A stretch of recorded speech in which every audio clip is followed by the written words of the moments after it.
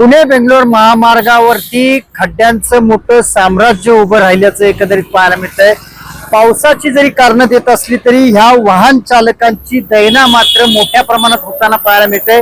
आपण पाहतोय की ह्या तासवडे टोल नाक्याच्या बरोबर दरवाज्यातच ह्या केवढ्या मोठ्या प्रमाणामध्ये खड्ड्यांचं साम्राज्य या ठिकाणी पाहायला मिळतंय। जर इथली ही परिस्थिती असेल तर या महामार्गावरची ह्यांच्या डोळ्याच्या पाठीमागे असलेले जे काही खड्डे आहेत, रस्ते आहेत ते दिसत नसतील का असा प्रश्न या प्रशासकीय यंत्रणेला विचारावा असा वाटतो। आणि याच कारणातून आता काँग्रेसच्या वतीनं या पुणे बेंगलोर महामार्गावरती प्रत्येक टोल नाक्यावरती आंदोलन केलं जातंय।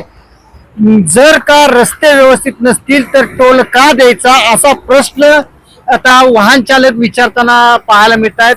अतिशय दुर्दैवी गोष्ट म्हणावी लागणार आहे आणि या संदर्भामध्ये आपण काही चालकांशी बोलणार आहोत की त्यांची काय दैना आहे। सध्या वाहन चालक अतिशय कशा पद्धतीने तुम्ही आता प्रवास करताय, कुठून आलात? बर, रस्त्याची अवस्था फार बिकट आहे। बर, रस्त्याला मोठमोठे खड्डे आहेत। हा, गाडी चालवताना खूप अडचणी येतात। बर, तुम्ही काय सांगाल?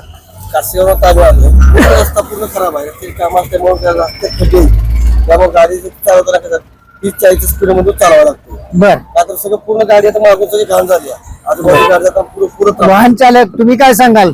टोल तर घ्यायलाच नाही पाहिजे, कारण काय माहितीये का सगळे रस्ते खराब आहेत आणि पैसे कशाला द्यायचे? बर, पैसे घ्यायला नाही पाहिजे, टोल माफ केलं पाहिजे। आता तुम्ही जो प्रवास करताय त्याच्यामध्ये कशा पद्धतीने तुम्हाला त्रास प्रवास म्हणजे असे एवढे डबरे झाले की गाडी आदळते। नवीन शोरूम गाडी घेतल्या 4 दिवसाला काम निघतंय।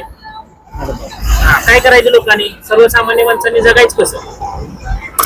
अतिशय वाईट अवस्था अशी एकंदरीत इथले वाहन चालक सांगतायत।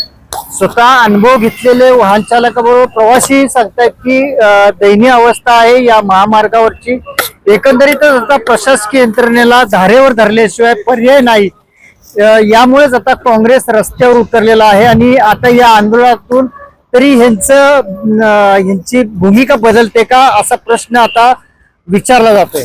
राहुल तपासे, एबीपी माझा, पुणे बेंगलोर महामार्ग, तासवडे टोल नाका, सातारा। एबीपी माझा, उघडा डोळे बघा नीट।